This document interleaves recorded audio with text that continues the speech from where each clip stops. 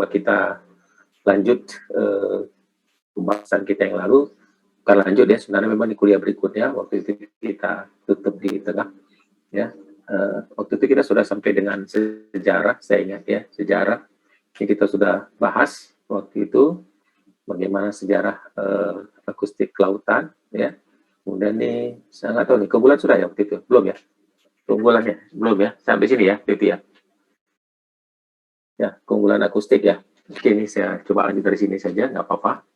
Ya, jadi mengapa akustik itu digunakan di medium air dan sebenarnya di tempat lain, karena banyak keunggulannya yang bisa dimanfaatkan ya. Tergantung kalau kelemahannya mungkin juga sedikit dibanding metode-metode yang lain ya. Di sini disebutkan akustik itu berkecepatan tinggi atau great speed. Jadi kita bisa dapatkan real time. Nah, di sini di bagian ketiga datanya real time. Artinya pada saat kita melakukan pengukuran atau akuisisi datanya itu bisa secara langsung kita dapatkan ya.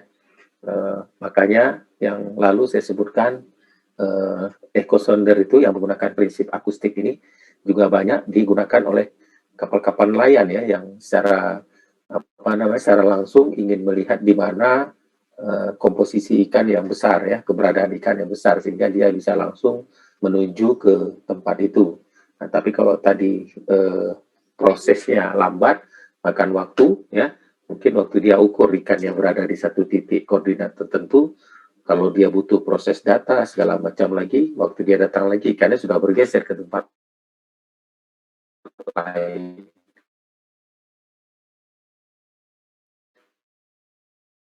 Itu sangat tidak efektif dan tidak efisien ya buat para nelayan. Nah, itu salah satu keunggulannya juga ya. Sehingga karena kecepatan tinggi, sehingga dia tadi untuk estimasi misalkan ya bisa direct estimation. Kemudian tadi ini sudah jelas proses datanya real time.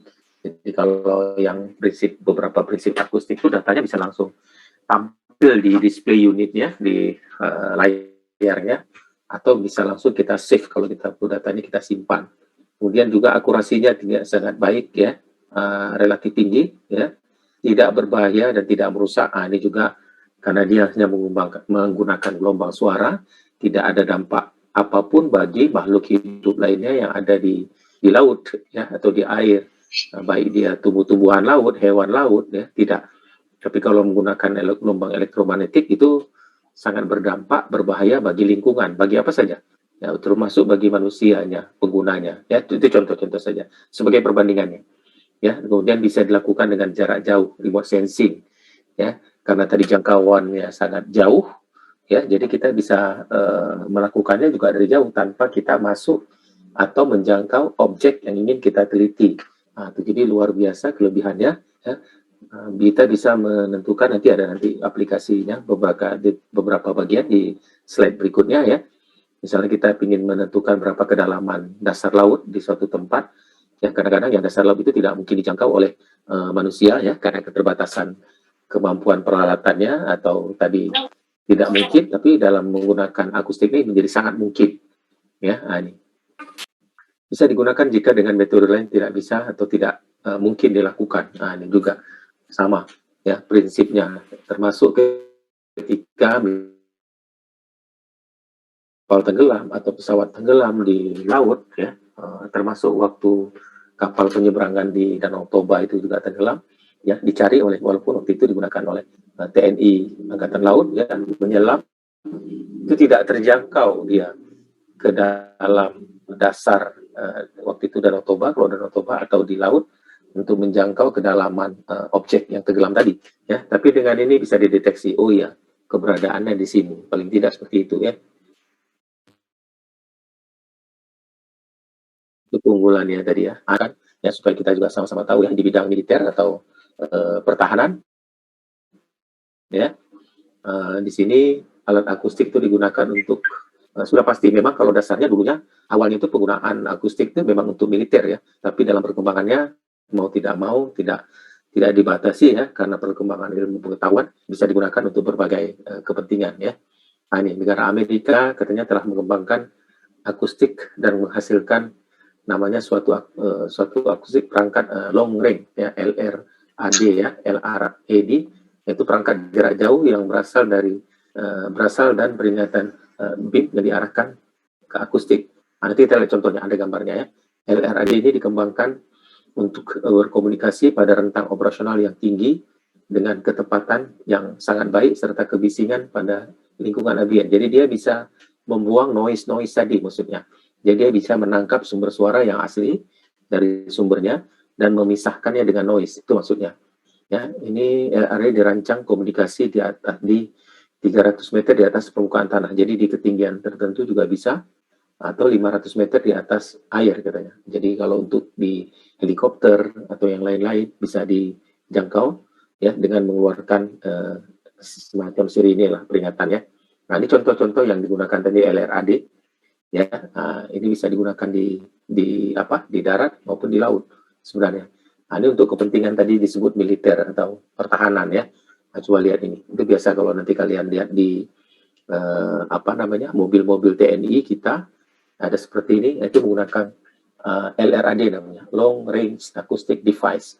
Ya, ini perangkat akustik jarak jauh namanya. Ya, jadi bisa sampai beberapa kilometer karena dia bukan cuma besar suaranya ditangkap, tapi frekuensi suaranya. Nah, itu yang paling penting. Ya, jadi semakin kecil frekuensi suaranya, semakin jauh jangkauannya. Ya, semakin besar frekuensinya, semakin dekat frekuensinya. Nah, mungkin sebagai perbandingan boleh saya tunjukkan, misalnya kalian mendengar radio ya, tentu semua pernah dengar radio, semua tahu ya, radio itu nanti ada radio FM, ada radio AM ya, betul ya, betul ya, AM dengan FM, betul ya, AM itu frequency modulation, FM itu amplitude modulation. Nah, biasanya dulu-dulunya, kalau sekarang udah canggih, radio RRI itu dia menggunakan radionya AM, ya, itu dia gelombangnya panjang, ya, frekuensinya tinggi, frekuensinya pendek, panjang gelombangnya panjang, jauh, ya. Makanya ketika kita misalkan ya naik kendaraan, naik mobil atau naik bis, kalau kita putar radio tadi RRI, ya katakanlah misalnya ya, mudah-mudahan semua orang Aceh biar itu sepanjang jalan kita masih bisa dengar suara penyiar radionya. Tapi kalau menggunakan gelombang FM, ya itu menggunakan frekuensi tinggi, panjang gelombangnya pendek, terbalik. Sehingga kadang-kadang baru lewat, istilahnya lewat lambaru saja, sinyalnya sudah jelek, tidak ada lagi. Nah, itu, ya, kenapa? Karena ketermampuan perambatannya terbatas. Nah, seperti ini terbalik. Ya, jadi dia menggunakan sangat besar, frekuensinya sangat rendah, jadi dia jauh jangkauannya. Nah, seperti itu ya. Bisa dalam range 10 km lebih, jadi lumayan jauh. Ya, sekali lagi yang didengar bukan suaranya, tapi efek frekuensinya. Nah, jadi kalau yang hewan itu lebih sensitif ya. Makanya sekarang juga diciptakan alat pengusir nyamuk ya dengan prinsip akustik juga ada. Ya, jadi dia dikeluarkan suara dengung. Mungkin kita manusia tidak bisa deteksi telinga kita, tapi untuk ukuran nyamuk dia bising sehingga nyamuknya pergi. Nah, itu juga jelas lagi. Itu salah satu aplikasi juga di akustik. Ya, luar biasa. Yang lainnya ruang lingkupnya tadi di sini untuk perkapalan ya. Ini perancangan alat tangkap berbasis akustik agar hasil tangkapannya maksimal ya, penangkapan ikan dan lain-lainnya dan tepat sasaran. Karena dengan akustik dapat dideteksi kumpulan suatu ikan. Jadi di bawah permukaan laut itu ya di kapal itu dipasang alat, bukan cuma episode lebih canggih, dia bisa deteksi di kedalaman berapa, jarak berapa, kumpulan ikannya, bahkan ukuran ikannya. Ini ikannya katakan ukuran kecil misalnya, jenis ikan teri atau ikan yang lebih besar, itu bisa didapatkan juga informasinya. Itu di bidang perkapalan. Kemudian di bidang biologi kelautan itu bisa menentukan jenis spesies atau tingkah laku ikan atau makhluk-makhluk atau hewan laut lainnya ya, bahkan tumbuhan laut lainnya ya. Itu bisa juga aplikasinya dalam bidang akustik ini. Kemudian untuk pemetaan, ini juga dari data pengukuran kedalaman ya dengan alat akustik, kita bisa buat satu pemetaan batimetri laut ya, permukaan laut. Nah, itu juga bisa sangat canggih. Tidak mungkin kita mengukur kalau menggunakan, ada dulu alatnya konvensional ya, digantungkan di suatu tali, lalu diikatkan pemberat ya, lalu diukur dari setiap titik-titik pengukuran ya, dilakukan survei dengan jarak tertentu pastinya ya, apa dibuat dengan grid, nanti setiap